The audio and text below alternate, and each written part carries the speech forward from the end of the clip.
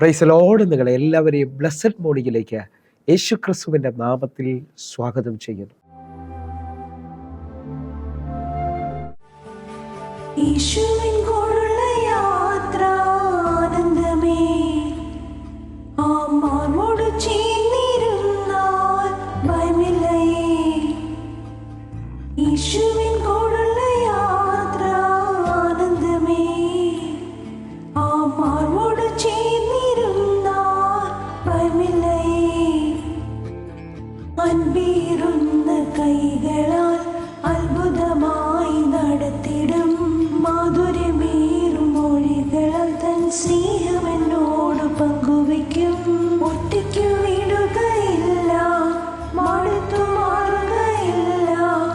ഒറ്റയ്ക്കു വിടുകയില്ല, മടുത്തു മാറുകയില്ല.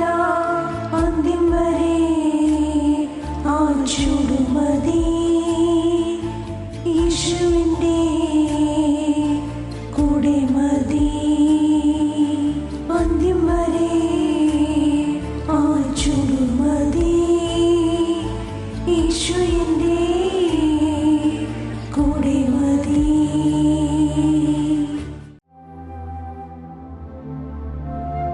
പ്രിയരെ, അനുഗ്രഹിക്കപ്പെട്ട ഒരു പ്രഭാതം കൂടെ നമ്മുടെ ജീവിതത്തിൽ അനുവദിച്ചു തന്ന വലിയവനായ ദൈവത്തെ നമുക്ക് ഒരുമിച്ച് ചേർന്ന് നന്ദി പറയാം. എത്ര പേർ പറയും, ഞാൻ നിന്നതല്ല, എൻ്റെ ദൈവം എന്നെ നിർത്തിയതാണ്.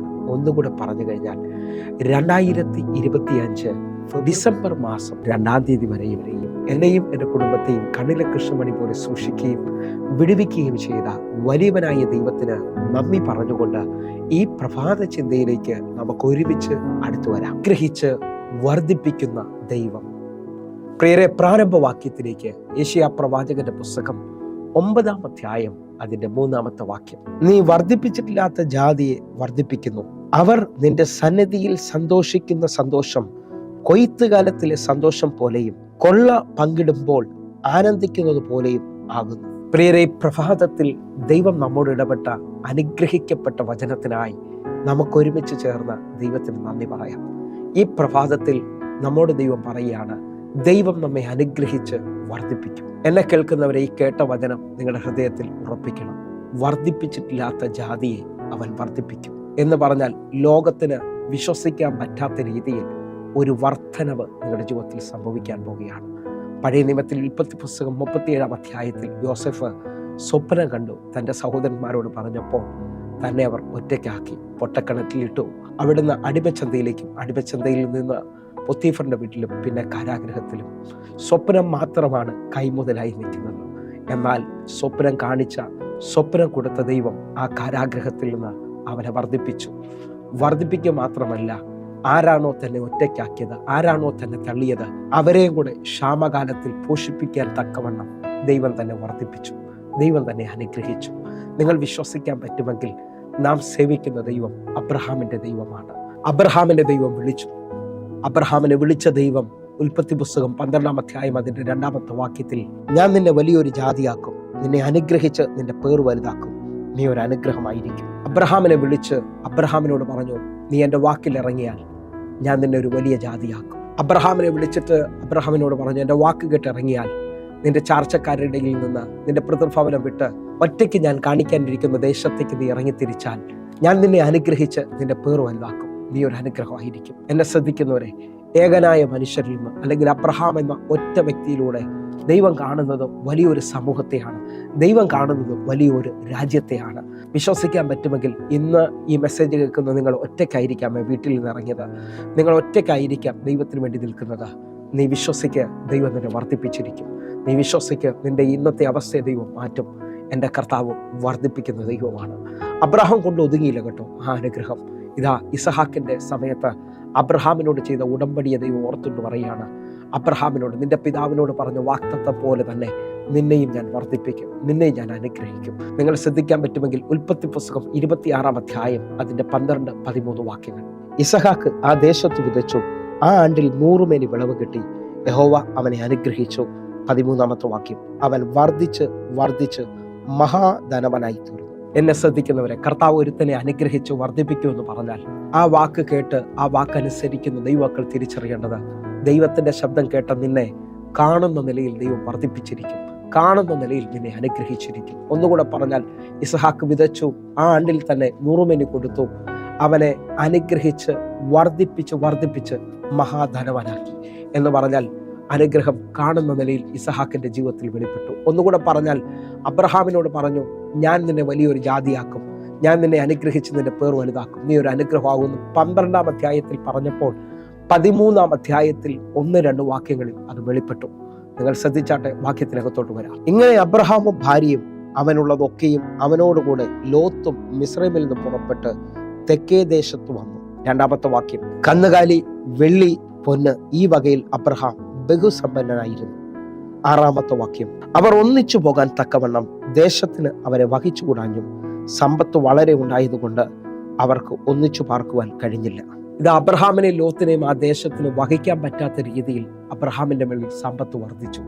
നിങ്ങൾ വിശ്വസിക്കാൻ പറ്റുമെങ്കിൽ, നിങ്ങൾ ഇന്ന് കാണുന്ന അനുഭവത്തിൽ നിന്ന്, ശൂന്യതയിൽ നിന്ന് എൻ്റെ ദൈവത്തിൽ പൂർണ്ണമായി വിശ്വസിക്കാൻ പറ്റുമെങ്കിൽ, ദൈവം ഒരു ഭയങ്കര വർധനവ് നിന്റെ മേളിൽ ഇടുകയാണ്. വിശ്വസിക്കാമോ? യേശുവിൽ വിശ്വസിക്കുന്ന ഒരാൾ പോലും നശിച്ചു പോകത്തില്ല കേട്ടോ. പുതിയ നിയമത്തിലേക്ക് വരുമ്പോൾ മത്തായിയുടെ സുവിശേഷം 14-ാം അധ്യായത്തിൽ 3 ദിവസം തന്നോടുകൂടെ മരുഭൂമിയിലായിരുന്ന ജനത്തിന്റെ അടുക്കൽ എൻ്റെ കർത്താവ് പറയാണ്, അവർക്ക് ഭക്ഷിക്കാൻ കൊടുക്കണം. ശിഷ്യന്മാർ പറഞ്ഞു, ഞങ്ങളുടെ കയ്യിൽ 5 അപ്പവും 2 മീനും ഉള്ളൂ. ശിഷ്യന്മാരുടെ കയ്യിൽ ആ സമയത്തുള്ളത് 5 അപ്പമാണ്. അവരുടെ നോട്ടത്തിലും ഈ പഴക്കമുള്ള 5 അപ്പം മാത്രമാണുള്ളത്. എന്നെ ശ്രദ്ധിക്കുന്നവരെ, എൻ്റെയും നിങ്ങളുടെ നോട്ടത്തിൽ എല്ലാം അവസാനിച്ചെന്ന് തോന്നിയാലും എൻ്റെ ദൈവത്തിൻ്റെ നോട്ടത്തിൽ അത് വർദ്ധിക്കുവാൻ പോകുന്നതാണ്. നിങ്ങളുടെ തീരുമെന്ന് പറയുന്ന എല്ലാ സാഹചര്യത്തിനകത്തും വർദ്ധിപ്പിക്കുന്ന, നിറയ്ക്കുന്ന എൻ്റെ കർത്താവ്, ഞാൻ വന്നതോ ജീവൻ തരുവാനും, സമൃദ്ധിയായ ജീവൻ, ഓവർഫ്ലോ ചെയ്യുന്ന വലിയൊരു ബ്ലെസ്സിങ്. ദാവീദിനോട് ചോദിച്ചാൽ ദാവീദ് പറയും, എൻ്റെ പാനപാത്രമോ നിറഞ്ഞു കവിയും. വിശ്വസിക്കാൻ പറ്റുമെങ്കിൽ ഇതാ 5 അപ്പത്തെ അവൻ വർദ്ധിപ്പിക്കുകയാണ്. 5 അപ്പത്തെ അവൻ വർദ്ധിപ്പിച്ചു, ശിഷ്യന്മാരുടെ കയ്യിൽ കൊടുത്തു. ശിഷ്യന്മാർ അവിടെ ഇരുന്ന് പുരുഷാരത്തിന് കൊടുത്തു. അവർ തിന്ന് തൃപ്തരായി. ഈ മേഖല നോക്കിയാൽ നുറുക്കപ്പെട്ട അപ്പമാണ് വർദ്ധിച്ചത്. നിങ്ങൾ ഇന്ന് കാണുന്ന നുറുക്കത്തിന്റെ അനുഭവത്തിൽ ഇതാ ദൈവം അടുത്ത ദിവസങ്ങളിൽ, അടുത്ത മണിക്കൂറിൽ നിങ്ങളുടെ ജീവിതത്തെ വർദ്ധിപ്പിക്കാൻ പോവുകയാണ്. വലിയ അനുഗ്രഹമായി, അനേകർക്കൊരു ആശ്വാസമായി നിങ്ങൾ തീരുവാൻ പോവുകയാണ്. ശേഷിക്കുന്നത് 12 കൊട്ട നിറച്ചെടുത്തു. നിങ്ങളൊരു അനുഗ്രഹമായി തീരാൻ പോവുകയാണ്. നിങ്ങൾ ആ പട്ടണത്തിന്റെ, ആ ഭവനത്തിന്റെ, സഭയുടെ ശേഷിപ്പായി തീരാൻ പോവുകയാണ്. വിശ്വസിക്കാമെങ്കിൽ ഒരു രാത്രി മുഴുവൻ അധ്വാനിച്ചിട്ട് ഒന്നും കിട്ടാത്ത പത്രോസിന്റെ പടകനെ ആഴത്തിൽ വലയിറക്കി ആ പടകനെ നിറച്ചു വർദ്ധിപ്പിച്ച കർത്താവിന്റെ കരം നിങ്ങളുടെ ജീവിതത്തിൽ വെളിപ്പെട്ട് വരാൻ പോകുന്നു. ശിഷ്യന്മാരുടെ ജീവിതത്തിൽ, തിബരിയാസിൽ ശിഷ്യന്മാരുടെ ജീവിതത്തിൽ ഒരു രാത്രി അധ്വാനിച്ചിട്ട് ഒന്നും കിട്ടാതെ നിൽക്കുമ്പോൾ നേരം വെളുപ്പിനെ യേശു ചോദിച്ചു, വല്ലതും കൂട്ടുവാനുണ്ടോ? അവർ പറഞ്ഞു, ഞങ്ങൾക്ക് ഒരു മീൻ പോലും കിട്ടിയിട്ടില്ല. വലത് സൈഡിലേക്ക് വല നീട്ടി ഇറക്കുവാൻ പറഞ്ഞു. ആ വലയിൽ പെരുത്ത 153 മീനുകൾ കയറി. നിങ്ങൾ വിശ്വസിക്കാൻ പറ്റുമെങ്കിൽ ഈ വചനം കേട്ടുകൊണ്ടിരിക്കുമ്പോൾ നിങ്ങൾ വർദ്ധിക്കാൻ പോകുകയാണ്. നിങ്ങൾ അനുഗ്രഹിക്കാൻ പോകുന്നു. നിങ്ങൾ അനുഗ്രഹിക്കപ്പെടാൻ പോകുന്നു. മാളിക റൂമിൽ പത്രോസും കൂട്ടരും ഒതുങ്ങിയെന്ന് ലോകം പറഞ്ഞെങ്കിലും ആത്മാവ് നിറഞ്ഞവനായി എഴുന്നേറ്റെന്ന് പ്രസംഗിച്ചപ്പോൾ ആദ്യത്തെ പ്രസംഗത്തിൽ 3000 പേർ സ്നാനപ്പെടുവാൻ ഇടയായി തീർന്നു. നിങ്ങൾ വിശ്വസിച്ച ഈ മിനിറ്റിൽ വർധനവിൻ്റെ ഒരു അഭിഷേകം നിങ്ങളുടെ മേളിൽ വ്യാപരിക്കുന്നു. നമുക്ക് ഒരുമിച്ചൊന്ന് കണ്ണുകൾ അടയ്ക്കാം. ഇന്ന് എന്നെ ശ്രദ്ധിക്കുന്ന ചിലവർ വിശ്വസിക്കാൻ പറ്റാത്ത രീതിയിൽ ഒരു വലിയ വർധനവ് കാണാൻ പോവുകയാണ്. എൻ്റെ കൂടെ അത് വിശ്വസിക്കുന്നവർ കണ്ണുകൾ അടച്ചാട്ടെ. ഞങ്ങളെ സ്നേഹിക്കുന്ന ഞങ്ങളുടെ നല്ല ദൈവമേ, എൻ്റെ കൂടെ പ്രാർത്ഥിക്കുന്ന ഓരോ ദൈവമക്കളും ദാരിദ്ര്യത്തിൽ നിന്ന് സമ്പന്നതയിലേക്ക് വർദ്ധിക്കട്ടെ. എൻ്റെ ജീവിതത്തിനകത്ത് ശൂന്യതയെന്ന് പറഞ്ഞവർ നിറവിലേക്ക് വർദ്ധിക്കട്ടെ. കുടുംബം മുഴുവൻ അനുഗ്രഹം വെളിപ്പെട്ടു വരട്ടെ. കർത്താവേ, ഞാൻ ഇവരെ അനുഗ്രഹിക്കുന്നു.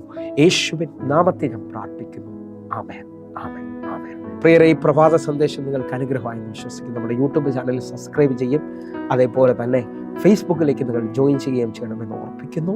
ഈ കാണുന്ന നമ്പറുകളിലേക്ക് വിളിച്ചാൽ നിങ്ങൾക്ക് പ്രാർത്ഥനാ വിഷയങ്ങൾ പറയുവാൻ കഴിയും. വാട്സാപ്പിലേക്ക് കോൺടാക്ട് ചെയ്താൽ ഞാൻ റിപ്ലൈ ചെയ്യുന്നതാണ്. അതേപോലെ തന്നെ എല്ലാ ദിവസവും ഇന്ത്യൻ സമയം വൈകിട്ട് 6 മണിക്ക് നമുക്ക് സൂമിൽ ആരാധന നടക്കുന്നു. നിങ്ങൾക്കും അത് അനുഗ്രഹമായിരിക്കും. നിങ്ങൾ കടന്നു വരണമേ എന്ന് ഓർപ്പിക്കുന്നു. എങ്കിൽ അടുത്ത ദിവസം കാണുമ്പോഴേയും സ്വർഗത്തിലെ ദൈവം നിങ്ങളെ കാക്കുമാറാകട്ടെ. God bless you. ആമേൻ.